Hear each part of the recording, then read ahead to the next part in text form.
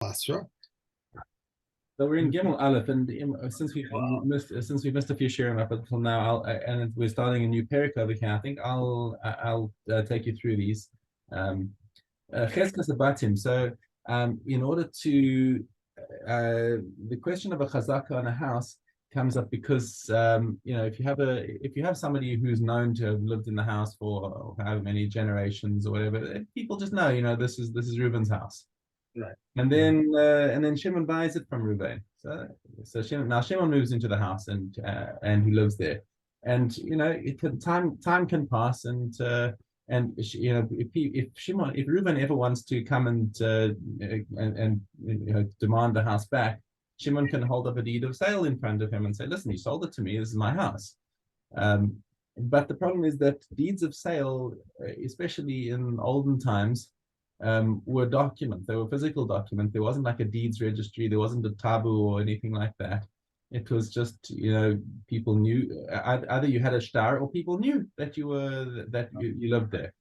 And the star, being a physical document, was something that could wear away, that the mice could eat, and whatever. So what they did was they created a situation where you could prove your ownership of real estate by chazaka. And that meant that once you had been on the land for a certain amount of time, then you don't need to hang on to your documents anymore. You've been there for long enough. People know that you're there. Nobody's protested, and now you don't need to worry about the mice getting at the document anymore. So now this is what the chazaka is. So with houses, boros is cisterns, shichin is other ditches, maros, caves, shovachos, dabcoats, merchatas, bathhouses, beis habadin, olive presses, beis hashlachim is an irrigated field, avadim, slaves as well. Interesting. Slaves kind of sneak in here with the rest of the real estate, that you also have such a thing as a chazaka with a slave. And anything that constantly produces some sort of produce. So it is 3 calendar years from the day that you bought it. You take 3 times 365. Okay, and thereafter you don't have to worry about the shtar anymore.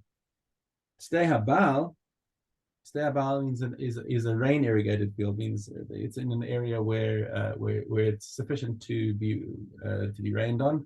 So that is not a 3 years from day to day. It's any part of 3 years. Meaning that once you've been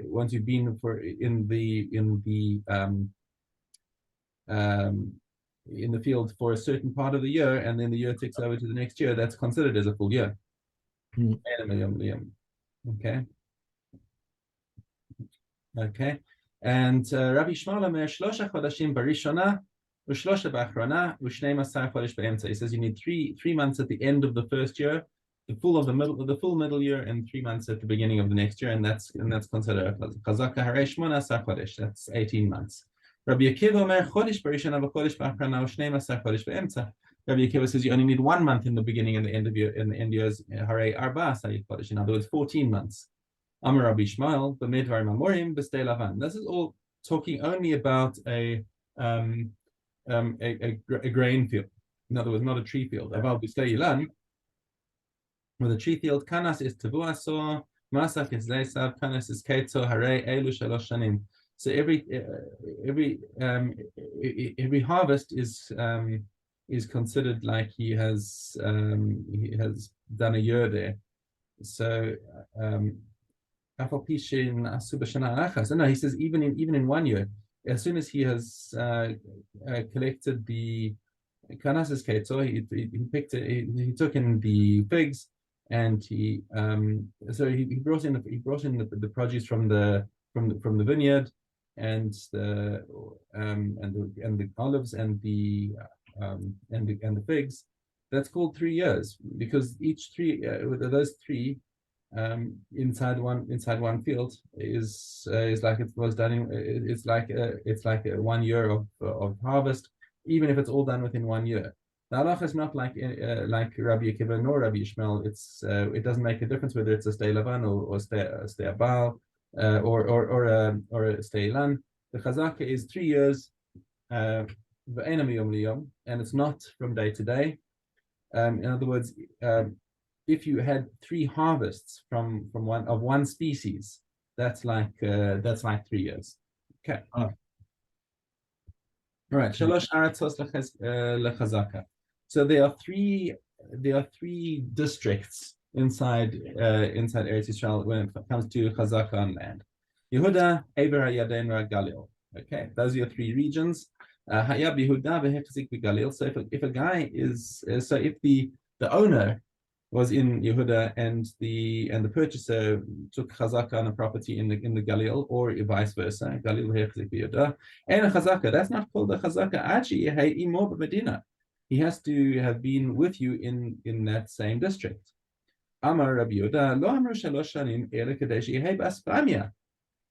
Says Rabbi Yehuda, no, you've got it all wrong. The whole point of the 3 years is that even if the guy's sitting in Spain, then somebody else moves into his property, and it'll take them a year to go and tell them in Spain that, hey, there's somebody squatting on your property, and then he can come home within the 3rd year to protest against the usurpation of his land.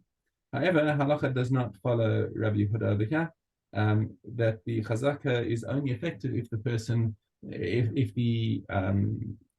he bought from is in the same land. So what is he supposed to do if the person he bought from has moved out of town?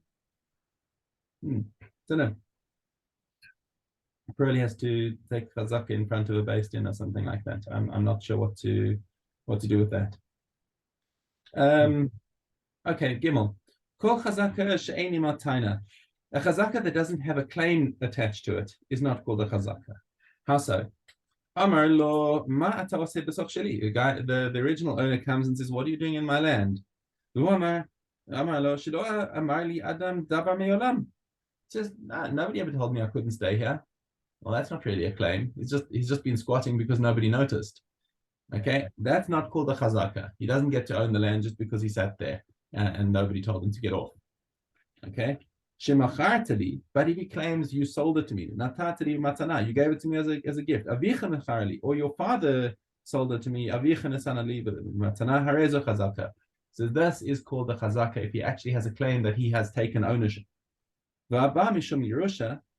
And if somebody says, no, because I inherited it from my father, now he doesn't need to give any sort of proof because he doesn't know how this field came into his father's property. It's not his business. He just knows that his father had the field and left it to him by Yerusha. And that's basically in the place of a taina. Now, what happens if you have people who are artisans or partners or sharecroppers or even guardians? If they've been using the land for 3 years or whatever, they don't get to claim a chazaka because nobody would protest. It's not they automatically had the right to use that property anyway. So the original owner isn't going to protest about them being there. So chazaka is not good enough for them.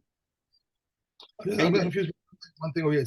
If the person says to him, you sold it to me, or you gave it to me as a gift, or your father sold it to me as a gift, he has to have proof. He has to have a proof. He has to have. Well. First of all, the proof, if it's within the first 3 years, obviously you've got to have a shtar. We're talking about after 3 years. He's been living in this land for 3 years, and the original owner comes and says, "What are you doing on my land?" He says, "You sold it to me." And he says, "Prove it." Says, "I don't have to prove it to you. I've been here for 3 years. Nobody protested for the first 3 years. I've got a chazaka. I don't need to show you any shtar." Okay, so that's the chazaka. That's the whole koach of chazaka. Now, if instead of that, if the guy who was actually his sharecropper, and he comes and the sharecropper's been working on this field for 3 years, and now he doesn't want to get off the field, and the owner comes and says, "Get off my field! I don't want you sharecropping anymore." He says, "What do you mean sharecropping? You sold it to me." And he says, "No, I didn't." He goes, "You give me the star." He says, "I didn't keep a star. You sold it to me more than 3 years ago. I've been here more than 3 years." He says, "Yeah, but that was because you were my sharecropper. Why am I going to protest you if you're my sharecropper?" So that's why we say the sharecropper doesn't have the right of chazaka, because he's not because the owner wouldn't have kicked him off for trespassing. Right. Okay, I got it. And for the same reason, a husband has no chazaka in the property of his wife, because he automatically has the right to use that property. He can't claim that his wife now sold it to him. Okay, and vice versa. The same thing goes, that if a woman was working the field for 3 years and she says, "No, my husband," and whatever, a divorce happens, and she says, "No, this field's mine. I've been staying on this field for 3 years, and my husband had sold it to me." Nope, doesn't work, because he wouldn't have protested. Okay, same thing goes for a father and his son, and or a son to his father. That's talking about where somebody is taking possession by ownership, by using the field. But when somebody gives a gift, or brothers who divide an inheritance, or somebody who wants to take possession of the ownerless property of a ger who died without yorshim. Okay. Now Gadar parts Kolshihu Hareza Chazaka. So basically what we have over here is property whose ownership is not yet been established. So in order to take possession of some, let's say, ownerless property, like the ger who died without yorshim, the only thing you need to do in order to gain that property is to walk in and lock the gate. Soon he walks in and locks the gate. That's it. The property has transferred. Also, Gader made a fence, or pirates, or broke down the fence, anywhere, just even the smallest amount, and the ownership has changed hands. Okay, so that's the Mishnahs that we did yesterday. So that's the first bits of Chazara. Now on to new Mishnahs for the day. So you have two witnesses that come and say that so there's a dispute between Reuven and Shimon. Reuven is the original owner, and Shimon has been on the field, and he's claiming that Reuven sold in the field, and Reuven says no such thing. And Shimon comes and brings Adim. That he's been on the land for 3 years. And now it turns out that Adim are made Adim Zomamin. So what's the din of Adim Zomamin? They've got to pay back whatever they were trying to lose, cause Reuben to lose. The Shalmin Loisakol. So these Adim have to pay a fine to Reuben, which is equivalent to the value of the field. That's what they were trying to make him lose. Now, what happens if you have Shnaim Berishana, Shnaim B'Shnia, Shnaim B'Shlishis? So you have 3 sets of Adim. This one says, now we saw Shimon was in this field for the whole of 2 years ago. And another one says we saw that Shimon was in the field the whole of last year, and a third set of Adim comes and says Shimon was in this field the whole of this year. So now that's between the 3 Adios, that's enough to take the field away from Reuven. Okay, and then they're all found to be Zomamin. Some, I don't know how this is a hypothetical case, but if it turns out that all 3 sets are Zomamin, then they split the price of the field in 3, and each set of witnesses brings a sixth. Yeah, each witness brings a sixth of the cost of the field. So what happens if you have 3 brothers? The 3 brothers can't come and bring Eidos together. They can't be Eidim together.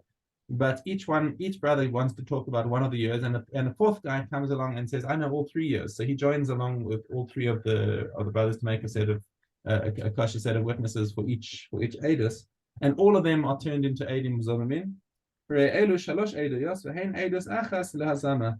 So that's 3 sets of witnesses, and they are considered 1 Eidos for Hazama. So in order to make them into Eidim Zomamin, you've got to make all the entire set into Eidim Zomamin. Okay.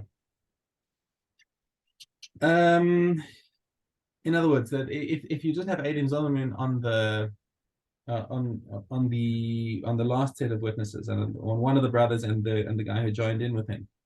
Sorry.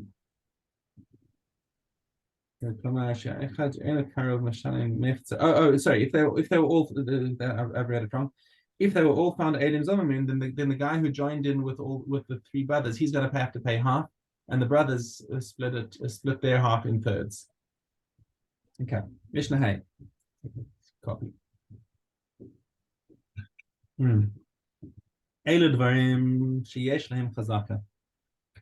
So there are some things that do have chazaka, and there are some things that do not have chazaka. So if he's got you got two neighbors who have got a shared chatzer, and the one guy puts his animals in the chatzer, or he puts an oven there, or a stove, or a hand mill, or he keeps chickens in his yard,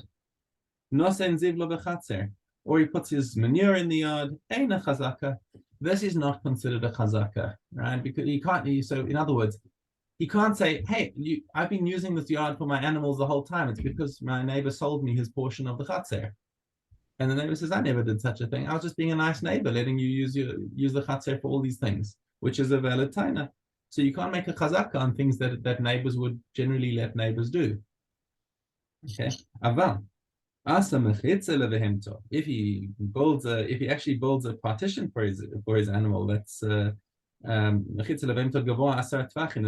more than 10 tvachim high. Also for an oven or a kirayim or a stove or a hand mill, if he builds a partition for them, or he brings chickens into his neighbor's house, or he digs something, a pit for his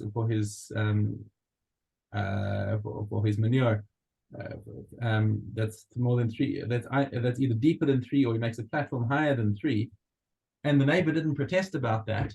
The only reason why the neighbor didn't protest about that is because he must have sold his portion in the chatzer. Okay, so that's called the chazaka, because when you see one neighbor doing something that the other neighbor would have protested about, then you can assume that that if the neighbor hasn't protested, that he must have sold it. Okay. So your general rule is if somebody wouldn't have protested, then you can't make a chazaka. But if somebody would have protested, then that's a good chazaka. The same thing is going to apply here in Mishna Vav. Hamarzev ain't no chazaka. So that's a drain pipe. Just because neighbors have got neighbor's got a chatzer, and just because one guy's got a drain pipe coming off his roof and draining into his neighbor's property, that's not a chazaka that says that he owns the property. But its place has a chazaka, because if he built the drain pipe around there and it's been there for 3 years, then the neighbor can't come and say, "Hey, take your drain pipe down. It's been there for 3 years." He can say, "But you gave me permission to use that space." So if it's been more than 3 years, then he can't complain anymore. So again, that's also a drain pipe that's going around the house, that's going around the edge of the roof. Also has chazaka, because neighbors would complain about it if they didn't have the right to it. Sulam mitzri ein chazaka. So an Egyptian ladder is basically a small ladder that nobody's going to complain about. However, a Tyrian ladder that has a chazaka because it's big and takes up space, and neighbors would protest about it. An Egyptian window does not have chazaka. But a Tyrian window does have chazaka. Why? Because again, would you protest or would you not protest? What's Egyptian? That's if it's too small for a person to get his head through. So just a little window like that is not going to be considered hezek riyah for the neighbor. But a big one is considered a hezek riyah, and if he had the right to it, then the neighbor would have protested. He says if it has a frame or around it, like a wooden frame אף על Right. פי שאין ראשו של אדם יכול להיכנס לסוף, הרי זה חזקה. So that's again making a much more permanent look to it. So that's something that the neighbor would have objected to, and therefore it is a chazaka. Aziz, aziz is a beam or a stone that sticks out from the wall, and it goes into the chatzer of the neighbor. If it's less than tefach, ad tefach, it's got a chazaka. In other words, if it's a tefach or more, then it's got a chazaka. Okay, and the neighbor is allowed to protest against it. Pachos mi tefach. If it's smaller than a tefach, ein lo chazaka ve'en yachol limchos. Then it always cuts both ways. If you can protest, then there's a chazaka. If you can't protest, then there's no chazaka. Okay, zeho. Okay. Okay, let's do the last Mishnah in Bava Metzia. We don't have Aleph Aleph today? Yeah, we're going to go back to Aleph Aleph, but if you want to take your tissue from the end of Bava Metzia and put it into the beginning of Bava Basra, we just do the last Mishnah in Bava Metzia first. Okay. I noticed you didn't say place mark. Because I know you. Where are we starting? I'm sorry, but base Gimel or Bava Metzia Yud Vav. Oh, okay. Where are we starting? Yeah, Yud Vav. If there were two gardens, one above the other, with vegetables between them, Reb Meir says they belong to the upper one. Reb Yehuda says they belong to the lower one. Said Reb Meir, if the upper one should decide to remove his earth, there would be no vegetables. Said Reb Yehuda, if the lower one should decide to fill up his garden, there would be no vegetables.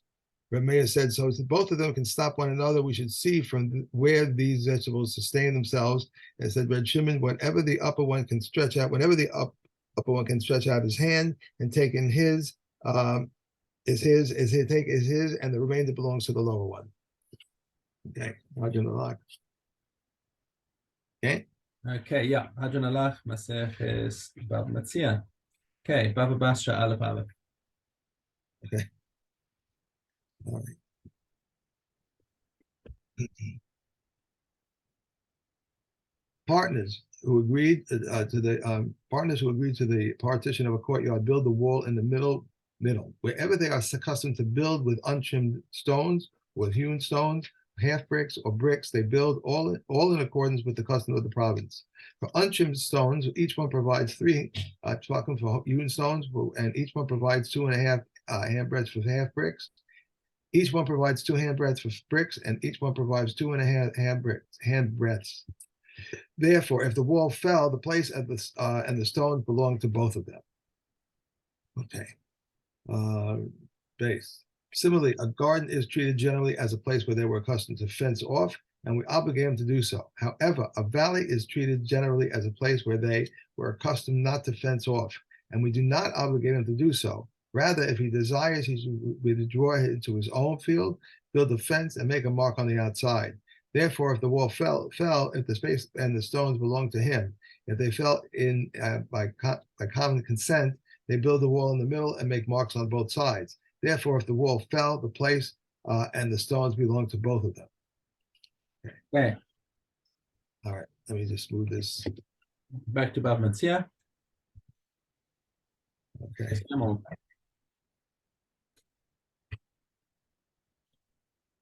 If behind a fence or behind a wall he found young birds with their wings tied, or in the paths of the fields, he should not touch them. If he found a utensil in a heap of garbage and it is covered, he should not touch it. If it is uncovered, he must take it and announce it. If he found objects in a heap of stones or in an old wall, they belong to him. If he found objects in a new wall, from the middle toward the outside, they belong to him. From the middle toward the inside, they belong to the owner of the house. And if rented to others, even within the house, they belong to him. Okay. Good. Continue. Yep. If he found things in the store, they belong to him. And between the counter and the storekeeper, they belong to the storekeeper. If he found money in front of a money changer, they belong to him. Between the stool and the money changer, they belong to the money changer. If one purchases produce from another, or if another sends him produce and he finds money inside it, it belongs to him. If he is tied, he must take it. If it's tied, he must take it and announce it. Okay. One more. The garment too was included in all of these. Why was it singled out? To compare to it, to tell you that just as a garment is distinguished in that it has distinguishing features and it has the claimants, so too anything which has distinguishing features and which has claimants must be announced. Okay. Okay. Thanks. I have all these papers. One of the papers says you can't drink coffee, but you can drink tea. The other one says you can't drink tea or coffee. Then yeah, just drink tea because of the things that I have to eat. I'm a little confused on. Yeah. Oh, yeah. Big thing, not eating coffee. Okay. Yeah, no, I was just thinking that's difficult. But I suppose if you're meant to be doing bed rest kind of thing, then you don't want too much caffeine. Olive test. And so too, for good, Miriam waited for Moshe to 1 hour, as it is stated, and his sister stationed herself from afar. Therefore, Israel delayed for her 7 days in the desert, as it is stated, and the people did not travel until Miriam was brought in. Joseph was privileged to bury his father, and none of his brothers were greater than he, as it is stated. And so Joseph went up to bury his father, and he brought with him both chariots and horsemen, who were treated with as much honor as Joseph, that none of them other than Moshe attended to him. Moshe was privileged to attend to the bones of Joseph, and there were none other in Israel greater than him. And it is stated, and Moshe took the bones of Joseph with him, who was treated with greater honor than Moshe, that none of but the Almighty attended to him, as it is stated. And he buried him in a valley, and not of Moshe alone did he say so, but all the righteous, as it is stated, and your righteous shall go before you, and the glory of Hashem shall carry you in. Okay. He brought the mincha offering in an Egyptian basket and put it in her hands, so as to tire her. All mincha offerings start and finish in service vessels, but this one starts in an Egyptian basket and finishes in service vessels.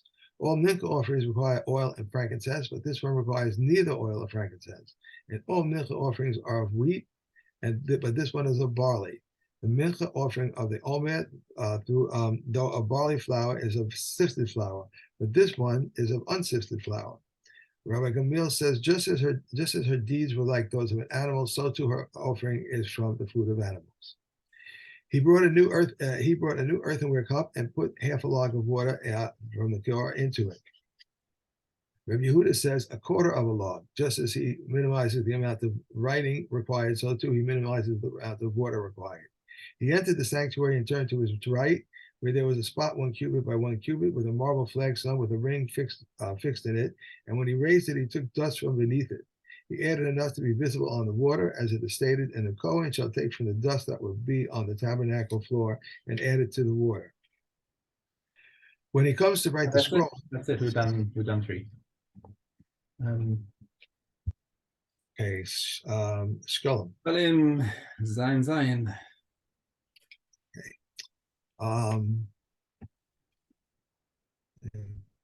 Rabbi Yossi says the one who supplies the birds must supply the replacements for the disqualified ones. Wait. Here. Shikalim Zion is talking about the salt and the wood. That's something written down. Regarding the salt and the wood, the Bezdin instituted that the Kohanim may make use of them. Regarding the red cow, they instituted that its ash should be exempt from the laws of Milah. And regarding the placements for the disqualified bird offerings, that they should come from the public treasury. Rabbi Yossi says the one who supplies the birds must supply replacements for the disqualified ones. All spittle that is found in Yerushalayim is assumed to be tahor, except for that found in the upper market. These are the words of Rav Meir. Rabbi Yossi says at other times of the year, whatever spittle is in the middle of the street is assumed to be tameh, and whatever is on the sides is tahor. But at the time of the pilgrimage festival, whatever spittle is in the middle of the street is assumed to be tahor, and whatever is in the sides is tameh, because since they are a minority, they withdraw to the sides. All the utensils that were found in Yerushalayim on the path leading to the mikvah are assumed to be tameh, but those found on the path leading up from the mikvah are assumed to be tahor. For the path of this descent is not the path of their ascent. For the path of the descent is not the path of the ascent. These are the words of Rav Meir. Rabbi Yossi says all are assumed to be tahor except for the basket, the shovel, and the spade that are reserved for grave sites. Right. Okay. And we have Tevel Zone. Tevel Yom. Tavul Yom, yeah. Aleph Daled. A pebble on the loaf, a large clump of salt, or a lupin, or the burnt crust that is greater than a finger breadth. Rabbi Yossi says whatever is not eaten together with it is tahor in regard to an av tuma, and it is needless to say in regard to a tevel yom. Barley and spelt that are not peeled, tia, sofida, and alum. Rabbi Huda says even black beans are tahor in regard to an avatuma, and it's needless to say in regard to a tevel yom. These are the words of Rameya, but the comments say they are tahor in regard to a tevel yom, but are tameh in regard to all other sources of tuma. Barley and spelt that are peeled, and wheat, whether it was peeled or not peeled, ketzak, sesame, and pepper. Rabbi Huda says even white beans are tameh in regard to a tevel yom, and it's needless to say in regard to all other sources of tuma. And liquids that emanate from a tevel yom are like liquids that he touches. Both these liquids and those liquids do not render foods tameh. And with respect to all other sources of tumah, whether they are tameh to a light degree or severe degree, liquids that emanate from them are like liquids that touch them. Both these liquids and those liquids are considered to be the beginning of level of tumah. And we have Krios. Tamura. There's more first? Okay. Last Mishnah in Tamura. Okay. Excuse me. Concerning all consecrated animals that are slaughtered with intent for beyond their time and outside their place, these must be burned as unnecessary. Asham Talyu must be burned. Rabbi Yehuda says it must be buried. A bird, katos, that is brought out of doubt must be burned. Rabbi Yehuda says one must throw it into the stream. All items that must be burned may not be buried, and all items that must be buried may not be burned. Rabbi Yehuda says if one wishes to be stringent with himself to burn items that must be buried, he is permitted. They said to him, it is not permitted to deviate. Adon Allah Masechus tomorrow. Okay, Kresos. Okay, Aleph. 36 Krisos are mentioned in the Torah. One who cohabitates with his mother, or his father's wife, or with his daughter-in-law. One who cohabitates with a male or with an animal. And a woman who allows herself to be mounted by an animal. He who cohabitates with a woman and a daughter, with a married woman.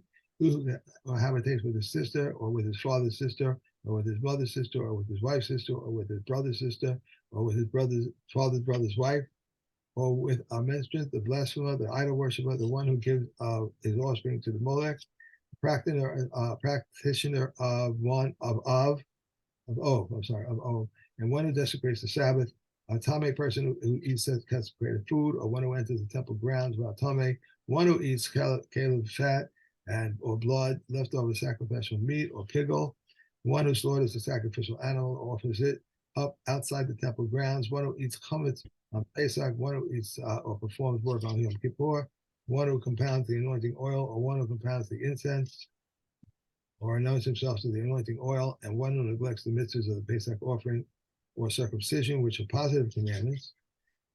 For these, one is liable to kares for willful transgression, or for their inadvertent transgression, a katos, and for their doubtful transgression, an asham talu, and with the exception of one who contaminated the temple or its consecrated food because it requires a variable offering. These are the words of Rameya. Who can come and say, neither does the one who blasphemes, as it is said, one law shall be for you, and for one who acts in terror. In error. This includes the blasphemer who does not. It excludes the Megare. This includes the blasphemer who does not perform any action. Right. So you only have a chatas for something that involves an action. I always think about the one thing that's the glaring omission from the list of krisos is horeges hanefesh. If somebody kills a person, is that not a kares? If somebody did that and there weren't witnesses. maybe it's a maybe I wonder if it kind of stands on its own because it's if somebody did b'shogeg, Right. would he bring a chatas? I don't know. Do you bring a chatas for killing a person accidentally? No, actually, if you there you've got it's not a chatas. Your din there is galus. Right, you're in Miklat anyway, so If that's it's a shogeg. So it's not, but is that it's not considered kairos? Interesting. Okay, yeah. Okay. thank you for the extra time and going through all that extra work. Thank you, and thank you for being so concerned. I know my daughter said that you called her. Yeah. Oh, why is she calling me? Thank you Okay, very feel good. And see you tomorrow. It's a shame. much. Here we go. Let me see.